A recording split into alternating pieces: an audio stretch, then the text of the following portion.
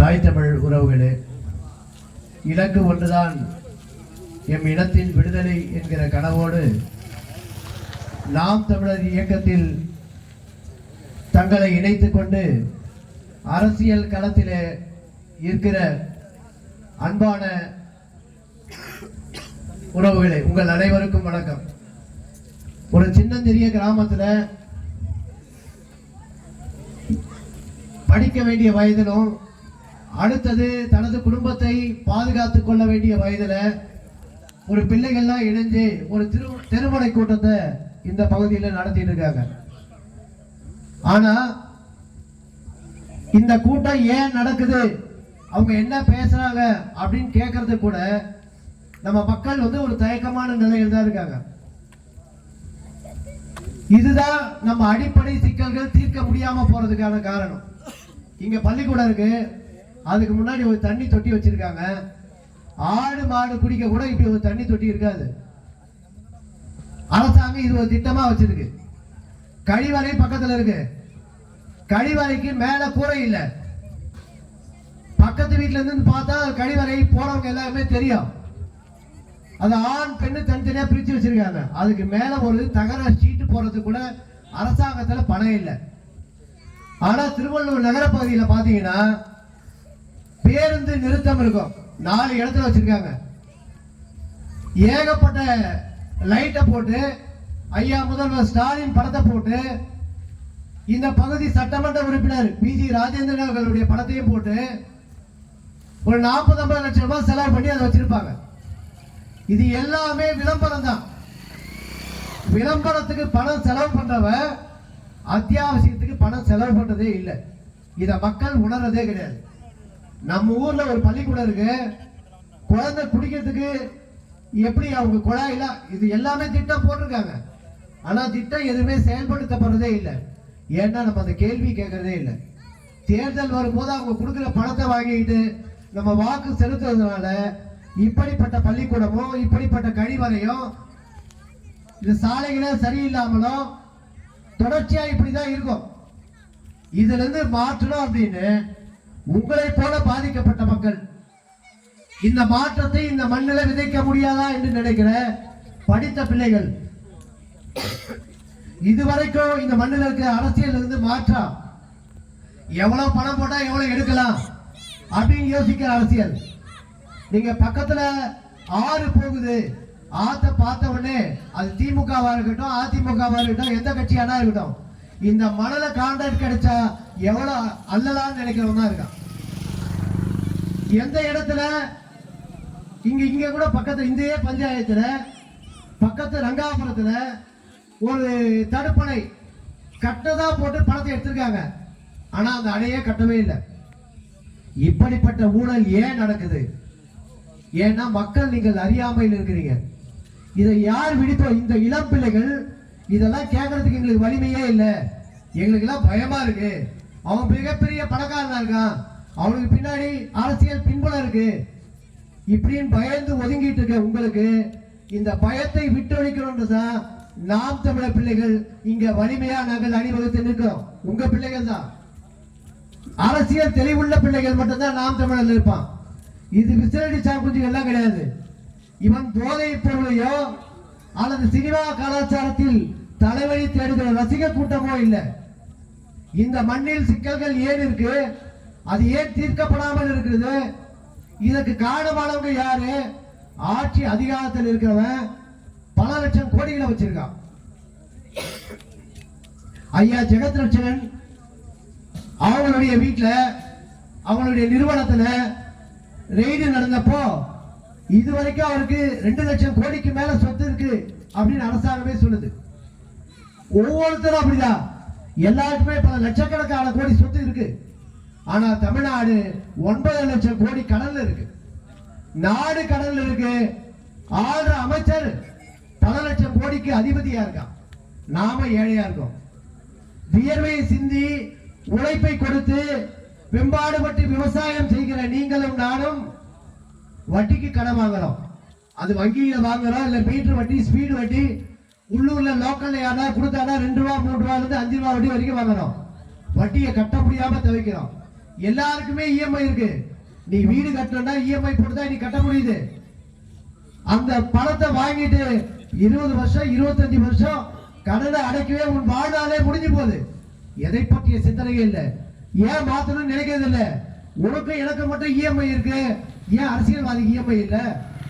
உங்களுக்கு நிப்பாட்ட எல்லா கட்சி சட்டமன்ற வேட்பாளர்களை பாருங்க, பாராளுமன்ற வேட்பாளர்களை பாருங்க, எல்லாமே பணக்காரன். எப்படி அவங்க மட்டும் வேலையே செய்யாம இவ்வளவு பணக்காரனா இருக்க அந்த சிந்தனையே உங்களுக்கு இல்லை, நமக்கு இல்லை, நமது மக்களுக்கு இல்லை. அப்படிப்பட்ட மக்களிலிருந்து தெளிவடைந்த பிள்ளைகள் இப்படி ஒரு இயக்கத்தை கட்டி எழுப்பி வந்திருக்காங்க. நாட்டின் கடைசி ஜனநாயகம் நீதிமன்றம் தானே. இந்த நீதிமன்றமே தோத்து போய் நிக்குது. எப்படி சரி இவ்வளவு ஊழல் நடக்குது, இதெல்லாம் பேசலாம்னு சொல்லிட்டு பத்திரிகையாளர்கள் ஊடகவியலாளர்கள் நாங்கெல்லாம் உட்கார்ந்து சட்டம் ஒழுங்கு சீர்கட்டு இருக்கிறது, இங்கு ஒரு காட்டாட்சி நடந்து கொண்டிருக்கிறது, இங்கு ஒரு பொம்மை முதல்வர் ஆட்சி செய்து கொண்டிருக்கிறார், இது தமிழ்நாடா இல்ல உத்தரப்பிரதேசமா என்ற கேள்வி எழுப்பினால் மலம் ஊத்துவியா நீ? மலம் யார் வீட்டுல மலம் ஊத்துவ? யார் வீட்டுல? சவுக்கு சங்கர் கேடு கட்டுவையா? அவன் வீட்டுல மலம் ஊத்துறதுக்கு நீ யாரு? ஸ்டாலின் பேசாத பேச்சா? கேட்டா துப்புரவு பணியாளர்களை இழிவுபடுத்தி பேசிவிட்டார்கள். துப்புரவு பணியாளர்கள் ஈவிகேஎஸ் இளங்கோவன் சொல்றாரு. யார் ஆள்றது? சொன்னவர் ஈவிகேஎஸ் இளங்கோவன். அவனுக்கு ஓட்டு போட்டு அதே மக்கள் அங்க ஜெயிக்க வச்சாங்க. அவங்க வீட்டுல மலம் ஊத்துல இவர் என்ன சொன்னாரு? மலம் ஊத்திட்ட கொழுப்பு இல்ல, சேட்டை இல்ல. இப்படிப்பட்ட ஒரு கொடுமை நடக்கிறது. ஊடக வெளிச்சம், மக்கள் வெளிச்சம் இவ்வளவு இருக்கிற இவருக்கே நடக்குது. நாமெல்லாம் எங்க போறது? தமிழ்நாட்டின் 3வது பெரிய கட்சியினுடைய தலைவர் அவர் வீட்டிலே வீடு புகுந்து அவருடைய வீட்டில் வேலை பார்க்குறவரை அடிச்சு இழுத்துட்டு போக முடியும். இப்ப நாமெல்லாம் எங்க போறது? இதுதான் காவல்துறை சாதனையா? இது பெரிய சோதனையாலாம் இருக்கு. தமிழ்நாட்டில் இல்ல, உலகத்திலே துப்புரவு பணியாளர்களை பெருமையாக பேசியதில் எங்க அண்ணனை தவிர வேற எவனும் கிடையாது. துப்புரவு பணியாளர்கள் அவர்கள் புரட்சியாளர்கள் என்று சொன்னவர் அவர்தான். பல்வேறு விமர்சனங்களை வந்தது. அந்த நிலைப்பாட்டில் எனக்கு மாற்றம் இல்லடா. துப்புரவு பணியாளர்கள் புரட்சியாளர்கள். எப்படி புரட்சியாளர்கள்? தலையில் மாற்றம் தான் புரட்சி. குப்பையாக இருந்த ஒரு இடத்தை சுத்தப்படுத்தியவன் புரட்சியாளர். சொல்லிட்டார்ல. எவன் சொல்லுவான்? தமிழ்நாட்டில் ஒருத்தர் சொல்ல பார்க்கலாம், சொல்ல மாட்டான். ஏன்? சாதி பார்த்துதான் துப்புரவு பணியாளருக்கு பணியமர்த்துற நீ. 75% 80% சக்கிலியர் அருந்ததியர், 25% பட்டியல் சமூக மக்கள். பணியாளர் வேலைக்கு எடுத்துரு. சரி இல்ல, இசை வேளாளர்ல இருந்து ஒரு எடுத்துரு. பாப்பான விட்டுரு. பாப்பான ரொம்ப நாள் திட்டி போர் அடிச்சிச்சு. இசை வேளாளர் ஒருத்தர் எடுத்துரு. ஏன்? துப்புரவு பணியாளர் வேலை செய்வதற்கு சாதி பார்க்கிற. அந்த சங்கம் இருக்குது, ஒரு சங்கம். அந்த சங்கத்துல நான் இன்னைக்கு பார்த்தேன், அம்பேத்கர் துப்புரவு பணியாளர் சங்கம். ஏன் ஊரா நாங்க தான் பெரியார் தான் எல்லாத்தையும் புடுங்கினாருன்னு பேசுறல்ல? பெரியார் தான் புடுங்கினாரு. பெரியார் துப்புரவு பணியாளர் சங்கம் வெய்யி நான் கெட்டு போயிட்டு போதா? இப்பெல்லாம் பேசிதான் கக்கூஸ்கி வச்சுக்கிறாங்க. பெரியார் கழிவறைன்னு சரியா வச்சுக்கிறாங்க. சரியா பெரியார் ஸ்டிலம் ஓட்டு நட பொங்கிட்டான். யார்றான்னு அடுத்து கேட்பான். அவன் கேட்பான், கருணாநிதி கழிவறை வெய்யி, இன்பநிதி கழிவறை, உதயநிதி கழிவறை வெய்யி. ஏன் வைக்க மாட்ட? யாரை எங்க வைக்கணும்னு இவனுக்கு தெரியும். நுட்பமா புரிஞ்சுக்கிட்டா தான் தெரியும் இவனுடைய அரசியல் என்னன்னு. இதெல்லாம் நம்ம பேசும்பொழுது இந்த டூப் இறக்கி விட்டுருவாங்க. எப்பவுமே டூப் ஒன்று நடக்கும். அதாவது இந்த மகாபாரதம், ராமாயணம், கம்பராமாயணம் நாம எழுதி ராவணனுடைய வரலாறு பெருசா, ராவண பெரும்பாட்டன் எங்களுடைய இனத்திற்கான ஒரு பெரிய அடையாளம் என்று பேசும். அந்த ராமாயணத்தை அழிக்க ஒரு 1000 ராமாயணம் இந்த ஆரியம் எழுதுவான். ஏன் எழுதுறான்னா ஒரிஜினல் தெரியக்கூடாது. அப்படி உண்மையிலே மக்களுக்காக போராடுகிற அண்ணன் சீமானை தெரியாமல் படுத்தணும் என்று ஒவ்வொரு ஆண்டும் டூப்பை இறக்கி விடுவாங்க. அப்படிப்பட்ட டூப்பு தான் எங்க அண்ணன் கமலஹாசன், எங்க ஐயா டிடி அன்வான்ட் வாட் ப்ரோ சரி நாங்க அவ்வளவு முடிஞ்சு. எதுக்கு? ஒண்ணு இல்லாத ஊதி பெருசாக்கணுமா? அவர் டைலாக்கே அவருக்கு சொன்ன, ஒண்ணு இல்லாத ஊதி பெருசாக்கணுமா? ஓப்பா, நாங்க கருணாநிதி ஜெயலலிதாவை பார்த்தவங்கப்பா. நீ என்ன ஒரு விடுங்க அதை விடுங்க. இப்படி இந்த இனத்திற்காக, இந்த மண்ணுக்காக, இந்த மக்களுக்காக போராட வந்திருக்கிறோம் நாங்கள், நாம் தமிழர் கட்சி பிள்ளைகள். நாங்கள் ஒருபோதும் உங்களை கைவிட மாட்டோம், உங்களோடு நிற்கிறோம். நாங்கள் ஏசி பஸ்ஸில் ஏசியில் இருந்து வந்தவர்கள் அல்ல. இந்த மக்களிடத்தில் இருந்து ஒருபோதும் சமரசம் இல்லை, ஒருபோதும் அல்ல. எங்கள் தலைவர் ஈழத்தில் ஏதாவது சமரசம் செய்திருந்தால் இன்றைக்கு விடுதலை புலிகள் இருந்திருக்கும், தனி ஈழம் படைத்திருப்போம். சமரசம் இல்லாமல் நின்று வீழ்த்தப்பட்டோம். அதே போல் நாங்கள் வீழ்ந்தாலும் தாண்டாலும் சமரசம் இல்லை, கூட்டணி இல்லை, எவனோட இல்லை. என்ன பண்ணுவ? அதிமுகவோட கூட்டணி வெயி, அதிமுகவோட வெயி. ஏன் எடப்பாடி பழனிசாமி மாதிரி காலில் நவந்து போனோமா என்ன? இல்ல. கூட்டணி வச்சவன் எல்லாம் சாதிச்சது என்ன? இல்ல. நீ போட்டா போடு, போடனா போ. சமரசம் இல்லை. என் தலைவனை பார்த்து வந்தவர்கள் நாங்கள், சமரசம் இல்லா போராளிகள் நாங்கள். வாழ்ந்தாலும் வீழ்ந்தாலும் தமிழ் மீதுதான் வீழ்வோம். தனியே நாங்கள் நின்றாலும் தமிழோடு தான் இருப்போம். எங்கள் கொள்கையில் மாறோம். புலிகளின் தாகம், தமிழீழ தாயகம். நன்றி, வணக்கம். அது பிச்சைய மாதிரி போட்டுட்டாவ பல ஆயிரம் கோடி கொள்ளாட்சி வச்சிருக்கான். இப்ப தமிழ்நாட்டு கிட்டத்தட்ட ஒரு 10 லட்சம் கோடி கடல்ல இருக்கு தமிழ்நாடு. எந்த ஒரு அரசியல்வாதி ஏழையா இருக்கிற நீங்க பாருங்க. சாதாரண ஒரு கிளை செயலாளர் கூட செட்டில் ஆயிடுறான் இந்த 5 வருஷத்துல. 9 லட்சம் கோடி எதுக்கு கடன் ஆச்சு தமிழ்நாடு? எந்த அரசியல்வாதி பிச்சை எடுத்துன்னு இருக்கிறான்?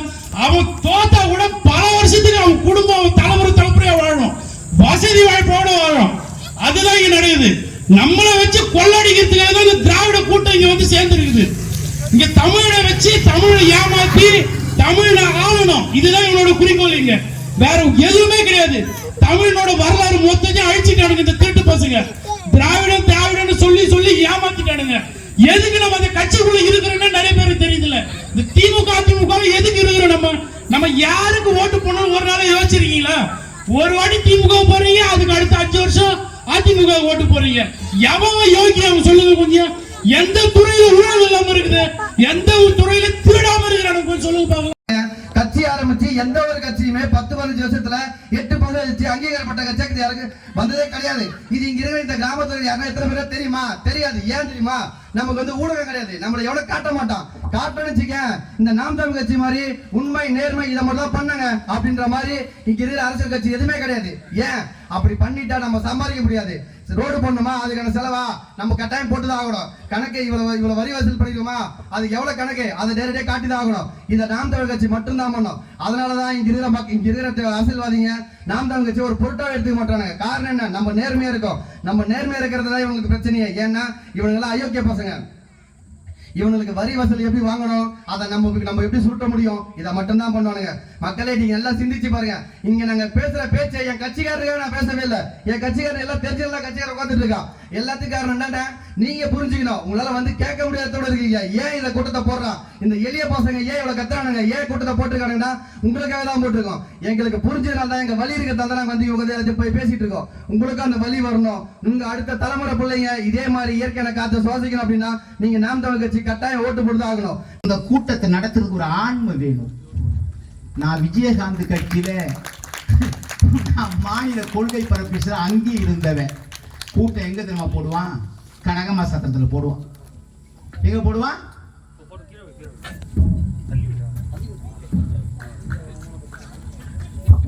கூட்டத்தை கனகம்மா சத்திரத்தில் போடுவான், இல்லைன்னா திருவள்ளூர்ல போடுவான், வேப்பம்பட்டில பஜார்ல போடுவான். ராமாபுரத்துல முத என்னுடைய 35 ஆண்டு கால அரசியல் வாழ்க்கையில் முதல் ராமாபுரத்திலே ஒரு பொதுக்கூட்டத்தை நடத்திய இயக்கம் நாம் தமிழ் கட்சி. இது வரலாறு. எல்லா தேர்தல் வரும், இங்க எவனா வருவானானே தெரியாது. சில பேருக்கு சட்டமன்ற உறுப்பினர் யாருன்னு தெரியாது. இதெல்லாம் நிறைய பேசணும்னு நினைச்சுக்கிட்டு இருந்தேன். எல்லாரும் வீட்டுல சாப்பிட்டுட்டு தூங்கிக்கிட்டு இருக்கிறீங்க. இந்த மேடையில் நாங்க பேசினா எங்களுக்கு யாரும் 1 ரூபா கொடுக்க மாட்டான். 1 ரூபா ஒரு டீக்கு வழி இருக்காது நாங்க பேசுற மேடையில. ஆனால் திமுகவோ அதிமுகவோ கம்யூனிசமோ எந்த கட்சி பொதுக்கூட்டம் நடத்தினாலும் கூட்டம் முடிஞ்சோட ஒன்றும் பேச மாட்டான். வரலாறு, மொழி, பண்பாடு, கலாச்சாரம், தொண்டு தொட்ட வேளாண்மை நம்ம யார் என்ன பேச மாட்டான். திமுக கூட்டம் போட்டா அதிமுக காரன் திட்டுவான், அதிமுக காரன் கூட்டம் போட்டா திமுகவை திட்டுவான். இதுதான் அவங்க அரசியல். ஆனா கூட்டம் முடிஞ்சு போகிற போது 10,000 ரூபாய் கவர்ல போட்டு கொடுப்பான். அது திட்டுனது எப்படி சொல்ல, உங்களை மாதிரி திட்ட முடியுங்க. ஒரு காலத்துல வெற்றி கொண்டான்னு ஒருத்தர் பேசுவார், உங்களுக்கு தெரியும் நினைக்கிறேன். தீப்பொறி ஆறுமுகம்னு பேசுவார். புலவர் ஆடரசு, தஞ்சை கூத்தரசன், சிங்கார சடையப்ப இவங்கெல்லாம் மென்மையா பேசுவாங்க. ஆனா அந்த வெற்றி கொண்டான்னு ஒருத்தர் தான் இந்த அம்மாவை காரி காரி துப்புவான். யார? தமிழ்நாட்டினுடைய முன்னாள் முதலமைச்சராக இருந்த மரியாதைக்குரிய ஜெயலலிதா அவர்களை கண்ணா பின்னான்னு பேசுவான். திமுக போட்டு புகைப்படம் போட்டு நெஞ்சிரத்தோடு தமிழ்நாட்டில் ஒரு கட்சி நடத்துகிறோம் என்று சொன்னால் அது நாம் தமிழ் கட்சி. வேணா எவனாவது இந்த இடத்துல கூட்டம் போட்டு இந்த படத்தை போட்டு நடத்த சொல்லு, நாளைக்கு சொல்லு முரசு தீக்குடி செத்துறான். இந்த படத்தை உலகத்தில் வரலாற்றை தெரிந்து கொள்ள வேண்டும். வரலாற்றை தெரிந்தவர்கள் இருப்பீர்கள். ஆனாலும் வரலாற்றை தெரியாமல் அண்ணா வாழ்க, ஐயா கலைஞர் வாழ்க அப்படின்னு சொல்றவங்களுக்கு கண்ணிய தாய், காவிரி தாய், புண்ணிய தாய், புரட்சி தாய்னு சொல்லி காதில் கேட்டு கேட்டு ஈயத்தை ஊற்றி காய்ச்சினாம இருக்கிறவங்களுக்கு இந்த கட்சி ஒரு புதுசா இருக்கும். இவர் யாருன்னா, உலகத்தில் 3 படை உண்டு. எல்லாம் நீங்களாம் வெளில ஒரு சாப்பிட்டு தூங்கினாதான் நாங்கள் சொல்லிட்டோமே, நாங்கள் உங்கள் அண்ணன் தம்பி சொல்லிட்டோமே. நம்மளை அப்படி ஆக்கிட்டான். நான் அப்புறம் வர்றேன் உங்க கதைக்கு. இவர் யாருன்னா, உலகத்தில் தரைப்படை, விமானப்படை, கடற்படை 3 படை தான் உலக நாடுகளில் இருக்கிற ஆட்சியாளர்கள் கட்டியமைத்தார்கள். தன் மக்களை, சொந்த மக்களை வாழ வைக்க வேண்டும், தனக்கு உரிமை பெற வேண்டும் என்று சொல்லி 6 படைகளை கட்டி உலகத்தில் முதன்மையான ஒப்பற்ற வீரனாக விளங்கியவன் நம் உயிர் அண்ணன் பிரபாகரன் அவர்கள். யாருக்கோ கட்டல, அமெரிக்காக்காரன் கட்டல, ரஷ்யாக்காரன் கட்டலையும் பேச மாட்டான். இங்க வரலாற்றை தவறாக சொல்லி வைத்திருக்கிறார்கள். தமிழன் யார், அவன் எப்படிப்பட்டவன் என்றெல்லாம் சொல்வது கிடையாது. கருணாநிதி புராணம், அண்ணா புராணம், தாடி வச்சாரு பெரியார், எல்லாத்துக்கும் அவர் தான் போராடினாருங்கிறான். இப்போ அவரு புராணம் பாடுபான ஒழிய இந்த மண்ணுக்கும் மக்களுக்கும் யார் பாடுபட்டார்களோ, யார் உழைத்தார்களோ, யார் கடமையாற்றினார்களோ அவர்களை பற்றி பேச திராணியற்ற இந்த நாட்டில் நாம் வாழ்ந்து கொண்டிருக்கிறோம் என்பதை நீங்கள் தெரிந்து கொள்ள வேண்டும். நாங்க ஏன் கத்துறோம்? தமிழ்நாட்டுக்கு போகணும். அது 38,000 ஏரி இருக்கு. திருவள்ளூர் மாவட்டத்தில், இந்த திருவள்ளூர் மாவட்டத்தில் 1539 ஏரி குளங்கள் இருக்கு. இதெல்லாம் சொல்ல மாட்டான் திமுக காரன், அண்ணா திமுக காரன் சொல்ல மாட்டான். நாங்கள் உங்கள் வயிற்று பிள்ளைகள், நாங்கள் சொல்ல வேண்டிய இக்கட்டிலே இன்றைக்கு வாழ்ந்து கொண்டிருக்கிறோம். ஏன்னா நீயும் பக்கத்தில் ஒன்று, என் அப்பன், என் அண்ணன், என் தம்பி, என் அம்மா, என் அக்கா, என் உறவு, இந்த நாங்க சொல்லணும். திமுக காரன் சொல்லுவானா? கேட்டா 1000 ரூபாய் கொடுத்தோம். 1539 ஏரிகள் இருக்கிறது. இந்த ஏரிகளில் வருடத்திற்கு 4000 TMC மழை பெய்கிறது. இந்த 4000 TMC தண்ணீரை இருக்கிற ஏரியில பூண்டி ஏரி, புழல் ஏரி, செம்பரம்பாக்கம் ஏரி, மதுராந்தகம் ஏரி, கும்முடிப்பூண்டி ஏரி, பொன்னேரி, எல்லா ஏரிகளிலும் நிரப்பினால் 3 போகம் விவசாயம் பண்ணலாம். எத்த போகம்? 3 போகம் விவசாயம் பண்ணலாம். 50 ஆண்டு காலம் ஆண்ட இந்த திமுக இதை செய்ததா? எனக்காக பேசாத, நீ பாரு. 50 ஆண்டு காலம் திமுக இருக்கிற ஏரிகளை தூர்வாரி செப்பனிட்டு அதனுடைய கரையை சீர்படுத்தியிருந்தால் உலகத்துக்கு சோறு போட்ட பூமி இது. சாதாரண நினைச்சுக்காத.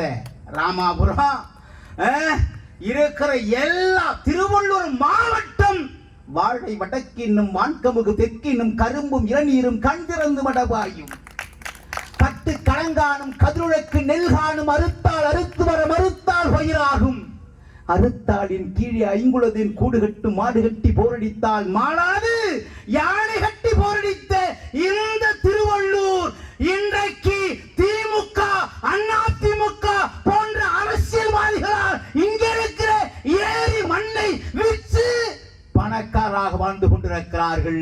நாம் ஏழையாக வாழ்ந்து கொண்டிருக்கிறோம். இங்கெல்லாம் பாரு, குண்டு லைட்டு சுதந்திரமடைந்து 76 ஆண்டுகளை கடந்து விட்டது. இதே ஸ்டாலின் வீட்டுல இந்த குண்டு பல்பு எரியுமா சொல்லுங்க?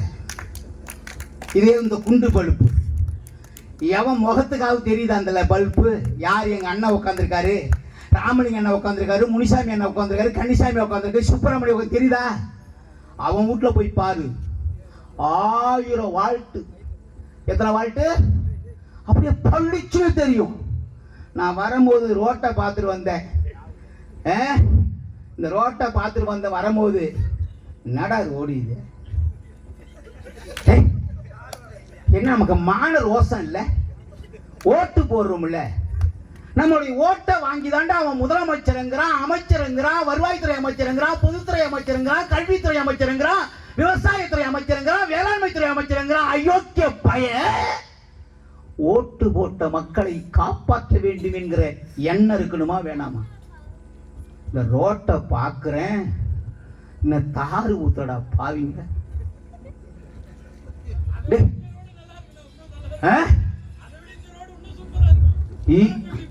அதுதான் சொல்றேன். நமக்கு இதே கோபாலபுரத்தில் போய் பாரு. ஐயா வாழ்ந்து 5 ஆண்டு காலம் முதலமைச்சராக இருந்து இன்னைக்கு போய் மெரினா கடற்கரையில் ஓய்வெடுத்து தூங்கிட்டு இருக்காரு ஐயா. அவர் வாழ்ந்த இடத்துல போய் பாரு, எண்ணெயை விட்டு அப்படியே வழிச்சு அள்ளுலாம். யார் வீட்டுல? நம்ம ஓட்டை போட்டு முதலமைச்சரா ஓட்டை போட்டவர்கள் எல்லாம் திருவோடு எடுக்கிறான். ஓட்டு வாங்கினவன் இன்னைக்கு கோடான கோடிக்கு அதிபதியாக இருக்கிறான். ஆசியாவிலேயே 7வது பணக்காரன். ஆசியான்னா தெரியாது, எனக்கே தெரியாது எந்தெந்த கண்டன். அது 7வது பணக்காரன் மரியாதைக்குரிய கலைஞர் அவர்கள். நீ எங்க உட்காந்துக்கிற? கலைஞர் வீடு வழங்கும் திட்டம். எத்தனை வீடு? 1 லட்சம் வீடு. நல்லா தெரிஞ்சுக்கணும். ஏதோ வந்தோம் யார வாழ்த்தி போகணும்ல. சீமான் தம்பிகள் அப்படிப்பட்ட அறிவாளிகள். ஒவ்வொருத்தவனும் நொந்து நூலாவி, என் தம்பி டெல்லி பாபு தம்பி மாதிரி இருக்கிறவன்லாம் நொந்து நூலாவி எப்படியாவது விடுதலை கிடைக்குமான்னு வந்துக்கிறான். எல்லாம் படித்த அறிவாளிகள். இன்னைக்கு ஒருத்தன் தம்பி வந்திருக்கு, எங்க தம்பி தான் 2026 நான் தான் முதலமைச்சர் இருக்குது. 13 ஆண்டு காலம் முட்டி தேய மக்களுக்காக போராடி எங்கெங்கு மக்களுடைய வாழ்வாதாரம் பாதிக்கப்படுகிறதோ அங்கே வெறுமையோடு கத்துகிற என்னுயரன் சீமானே சொல்லல 2026 நான் முதலமைச்சரா வருவேன்னு எங்க தம்பி சொல்லுது. சரி வரட்டும் தம்பி, நான் பாராட்டுறேன். குடிக்கிற மக்களுக்கு குடிக்கிற தண்ணீருக்கு திட்டம் கொண்டு வருகிறதை நீங்கள் கொள்ளையடிக்கிறீர்கள் என்றால் நீங்க எப்படிப்பட்ட அயோக்கிய பயலா இருப்பீங்க? உங்களை வழிநடத்துறவன் எப்படிப்பட்ட அயோக்கிய பயலா இருப்பான் சொல். இது தெரிய வேணாமா? சவுக்கு சங்கர் வீட்டில் போய் மழை தள்ளி போடுறீங்க, போய் மூத்திரத்தை இறக்கிறீங்க. டேய், இதுலயே உங்க கருத்து சொல்றதுக்கு எல்லாருக்கும் இந்த நாட்டில் பிறந்தவங்க உரிமை உண்டா? எங்க தாத்தா சொல்லிட்டு போயிருக்கிறாரு, புரட்சியாளர் கருப்பி ஒன்று செய் புரட்சி செய்யணும். நாங்க புரட்சி செய்கிறோம், அதனால போய் மழை தள்ளி போடுவீங்கடா? சொல்லு. என்னடா அரசியல் பண்றீங்க? நாங்க என்ன அரசியல் பண்றீங்க? ஓட்டு தான் உங்களுக்கு இலக்கா? நாடு கிடையாதா? நாங்கள் இந்த மண்ணிலே இந்த மக்களுக்கான இயற்கையை அப்படியே வர்ற சந்ததி கிட்ட பின்வரும் சந்ததியிட கையளிக்கணும்னு நாங்க நீ களத்தை நிக்கிறோம். இவன் 5000 கொடுப்பான், இவன் குவார்டர் கொடுப்பான், இவன் கோழி பிரியாணி கொடுப்பான், இவன் பேருந்து வச்சு ஆட்சியில் போவான், வேட்டி கொடுப்பான், சட்டை கொடுப்பான், குண்டா கொடுப்பான், அண்டா கொடுப்பான். அப்படின்னு நாங்க நிக்கல. உங்க வீட்டு புள்ள வெறு வயிற்றோட இந்த இடத்துல நிக்கிறோம். நிறைய பேசலாம், பேசுவதற்காக நிறைய வேலை இருக்கு. ஆனாலும் காலத்தின் அருமை கருதி நெஞ்சை நிமிர்த்துங்கள் தோழர்களே, நேருக்கு நேர் நின்று பார்ப்போம், சமநீதிக்கு போர்படை சேர்ப்போம். இங்கு பஞ்ச பராரிகள் துஞ்சி இறந்துள்ளும் பட்டினி கோலத்தை மாய்ப்போம், நெஞ்சில் பாரத்தை வேரோடு சாய்ப்போம். ஆளை அரசுகள் சோலை மிராசுகள் பாலில் மிதந்தது போதும், அதை கால் மிதித்திட வாழும். இங்கு வேலை இழந்தவர் வீதி முனைகளில் கூடுக்கு அலைவதை பாரும், அந்த கூட்டத்தை ஓரணியில் சேரும். 8 மாடி மனிதனின் மஞ்சத்தில் ஆளும் மந்திரிமார்களை நம்பி நாம் வாழ்வதில் பயன் என்ன தம்பி? பாதை படுக்கைக்கும் பழிப்பு தண்ணீருக்கும் போதைப் பொருளுக்குமாக இந்த பூமியை குடைபவர் சாக. உயர் காதல் கலைக்கல்வி செல்வங்கள் யாவையும் காரியக்காரர்கள் ஆள நாம் கண்டதுதான் கை நீள மூடிய கைகளை மேல் உயர்த்து உங்கள் மூச்சின் அளவிட்டு காட்டு, உங்கள் பேச்சில் புரட்சியை ஊத்து. பல கோடி பராரிகள் ஒன்றுபட்டால் செஞ்சாட்சி கோட்டையை தகத்திடும் கூட்டு, அதை கூட்டிடும் நாட்டின் பாட்டி என்று சொல்லி அச்சம் என்பது மடமை, அஞ்சாமை என்னுயிரன் சீமானுடைய உடைமை. 6 சாவு 100 சாவு, தமிழ் தேசியத்தை வளர்ப்பது காப்பாற்றுவது ஒவ்வொரு தமிழன் தமிழச்சி கடமை கடமை கடமை என்று சொல்லி வாய்ப்புக்கு நன்றி கூறி முடிக்கிறேன். நாம் தமிழர். உண்மையும் நேர்மையும் கட்டாயம் வெல்லும். நாங்கள் உண்மையும் நேர்மையாக இந்த களத்தில் நிற்கிறோம். எதுக்காக நிற்கிறோம்? எம்எல்ஏ ஆகி எம்பி ஆகி மாட மாளிகை அதுக்கெல்லாம் இல்ல. இந்த நிலத்தில் எங்களுக்கான கல்வி மறுக்கப்பட்டது, எங்களுக்கான வேலை வாய்ப்பு மறுக்கப்படுகிறது, எங்களுக்கான அடிப்படை உரிமைகள் மறுக்கப்படுகிறது. என் அடுத்த தலைமுறை பிள்ளைகள் என்னை போல இந்த நிலத்தில் அடிமையாக இருக்கக்கூடாது என்பதற்காக இந்த நிலத்திலே நாங்கள் போராடுறோம். நாங்க இந்த சுகத்தை அனுபவித்துக்காக இல்லை, அதை முதல்ல உணரணும். நீங்க இந்த திமுக அதிமுக மாதிரி எங்களை பார்த்தீங்கன்னா எங்களை பார்க்கவே பார்க்காத, நீ போயிடு. திமுக மாதிரி அதிமுக மாதிரி யார் வந்தா என்னப்பா இதான் நடக்கும், இந்த பேச்சு எங்கிட்ட பேசாத. நீ அயோக்கிய, நீ பொறுக்கி, உன்னால் செய்ய முடியாது அப்படின்னு நீ சொல்ல உனக்கு உரிமை இருக்கிறது. நாங்கள் செய்ய முடியாது என்று சொல்வதற்கு எவருக்கும் உரிமை இல்லை. எங்களை அயோக்கியர்கள் என்று முத்திரை குட்டுவதற்கு யாருக்கும் அருகதை இல்லை. திமுக காரன் திருடுறானா? ஆமா திருடலாம், வெளியே பேச பார்ப்போம், பேசு. நாங்க ஓட்டு கேட்க வந்தா இன்னும் நடந்துரும். யாருக்கு போட்டா இந்த பேச்சு பேசாத, முதல்ல பேசாத. அதை மாற்றுவதற்குத்தான் உங்கள் பிள்ளைகள் களத்தில் நிற்கிறோம். எந்த துன்ப துயரங்களை இந்த மண்ணின் மக்கள் அனுபவிக்கிறார்களோ அதே துன்ப துயரத்தை அனுபவித்த பிள்ளைகள் தான் இன்று களத்திலே அரசியல் களத்திலே நிற்கிறோம். அனைத்து துன்ப பூட்டுகளுக்குமான திறவுகோல் ஆட்சி அதிகாரம் ஒன்றுதான் என்று சொல்கிறார் அம்பேத்கர். அந்த வழியிலே நிற்கிறோம். அது ஒண்ணுதான் இருக்குது. நாடு முழுக்க போராடினா பல்லாயிரம் உயிர்கள் செத்து மடிந்தது. ஆனால் ஆட்சி அதிகாரம் வந்தது ஒற்றை கையெழுத்தில் 8 மணி நேரம் தான் ஒருவர் வேலை செய்ய வேண்டும் என்பதை சட்டமாக கொண்டு வந்து அந்த போராட்டமே வெற்றி பெற்றது. போராடி சாகும் போது வெற்றி பெறல, ஆட்சி அதிகாரம் நம் கையில் வரும்போதுதான் அது வெற்றி பெறுது. அதுதான் யதார்த்தம். நாம் எவ்வளவு வேண்டுமானாலும் கத்தலாம், கதறலாம், புலம்பலாம், அழலாம். ஆனால் அதிகாரம் இருப்பவன் தான் நம்மை ஆட்டி வைப்பான். அந்த அதிகாரத்தை கொடுப்பது யார்? நாம தான், நம்மளுடைய வாக்கு தான். நாங்கள் இந்த சிறு பிள்ளைகள் எங்கள் இளமையை துளைத்துவிட்டு 15 ஆண்டு காலமாக வீதியில கத்திக் கொண்டிருப்பதற்கு காரணம் யார்? என் மாமனும் பெரியப்பனும் சித்தப்பனும் தான். இந்த நாட்டை புரண்டி கொடுத்து இந்த நாட்டின் மக்களை அடிமைப்படுத்தி வைத்திருக்கிற இந்த திராவிட கட்சிகளுக்கு போஸ்டர் ஒட்டி கொடி பிடித்து எங்க நிக்கிற நீ? ரோட்ல தான் இப்ப கிடைச்சு வரைக்கும் எதுவுமே செய்யாத நம்மோடு சம்மதம் இல்லாதவன் நம்மை ஆட்சி அதிகாரத்தில் உட்கார்ந்து கொண்டு அதிகாரம் செலுத்துறான். ஏன் நம்ம ஊர்ல இருக்கிற ஐயா விஜயாரு எத்தனை முறை நம்ம ஊருக்கு வந்தாரு? சொல்லுங்க பாப்போம், சொல்லுங்க பாப்போம். எப்ப வந்தாரு? ஓட்டு கேட்க வந்திருப்பாரு. நீ ஓடி போய் கதவை திறந்து அவனுக்கு போஸ்டர் ஒட்டி கொடி பிடிச்சி இந்த ரோடு போ, இங்கிருந்து போ, பைபாஸ் போற வரைக்கும் இப்படிதான் இருக்கு ரோடு. வழியில் சுடுகாடு இருக்கு, ஒரு ஆத்த கடந்து நம்ம போய்கிட்டு இருக்கோம். ஒரு சாலை அமைக்க கூட வக்கு இல்லாத இந்த அரசு எதுக்கு 10 லட்சம் கோடியை கடன் வாங்குச்சு?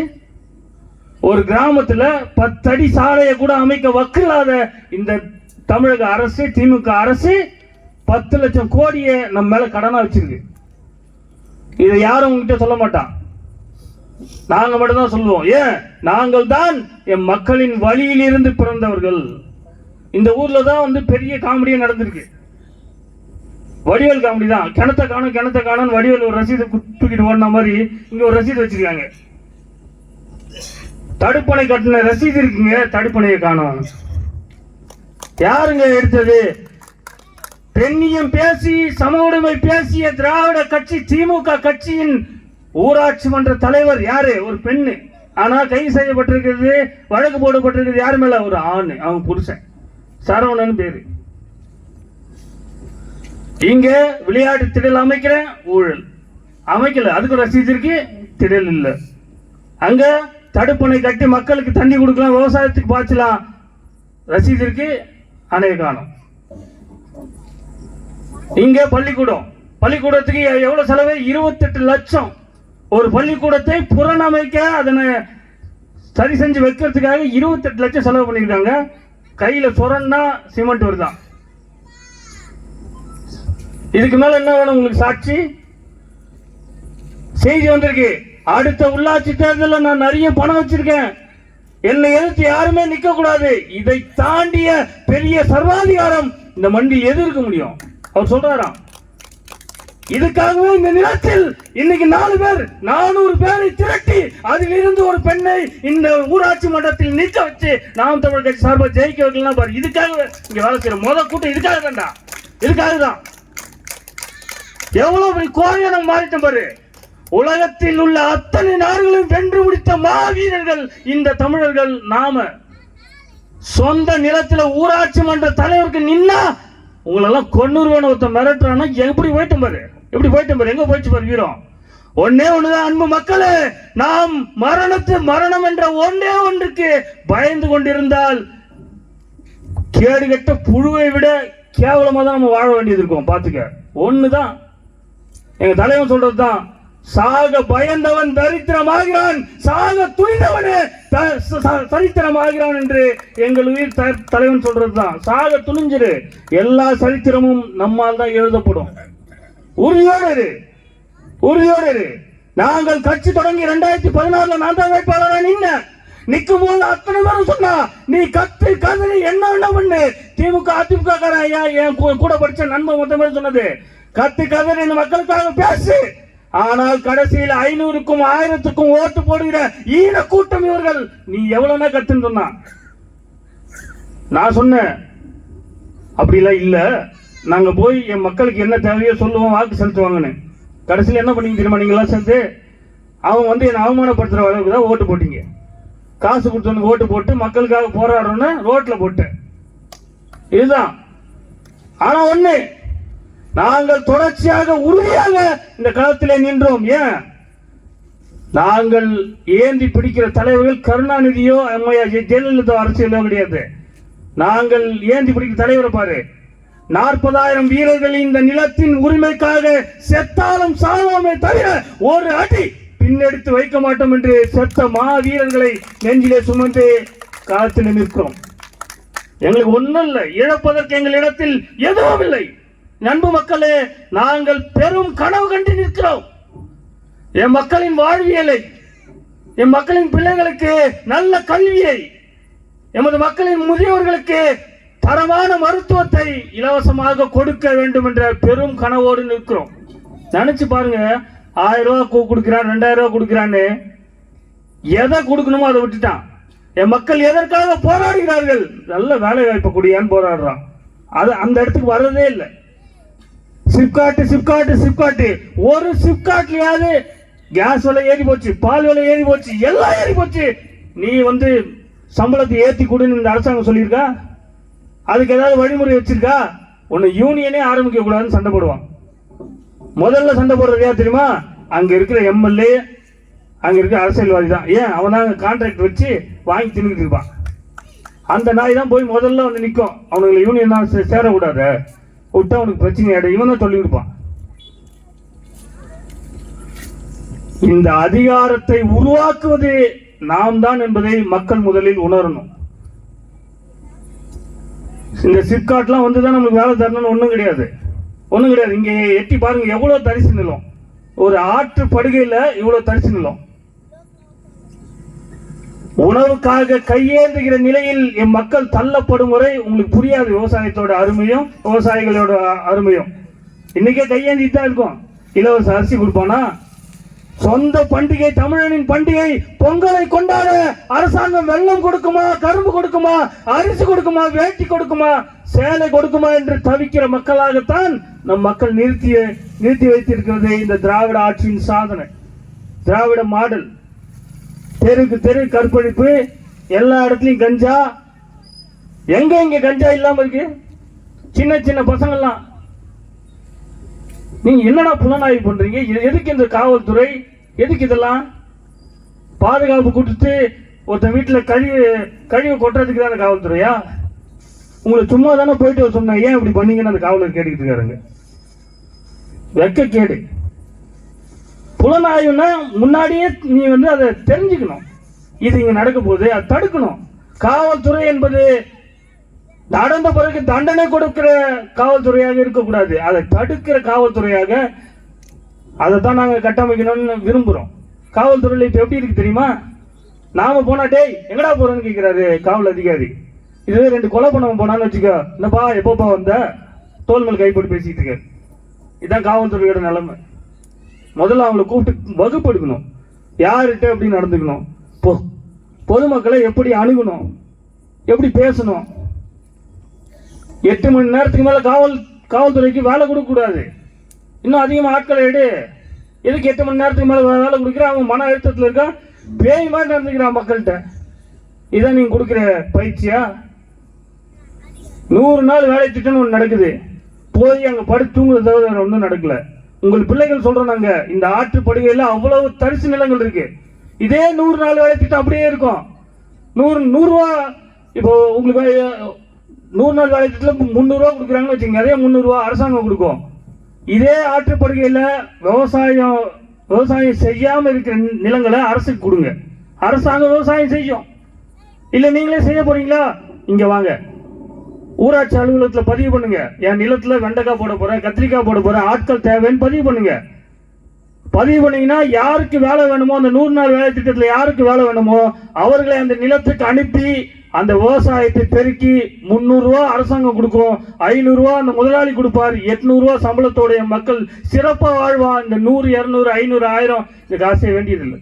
இதுதான் எங்களோட கனவு. உள்ளூர்லயே தற்சார்பு பொருளாதாரத்தின் மூலம் நம் மக்களை வளமையான மக்களாக, ஏழை எளிய விவசாயிகள் என்ற பெயரை துடைத்து வேளாண் குடிமகன், இந்த நிலத்தின் மண்ணின் மூத்த குடிமகன் என்ற பெயரை நிறுவுவதற்காகத்தான் உங்கள் பிள்ளைகள் இந்த அதிகாரத்தை கேட்டு ஓடி வரும்.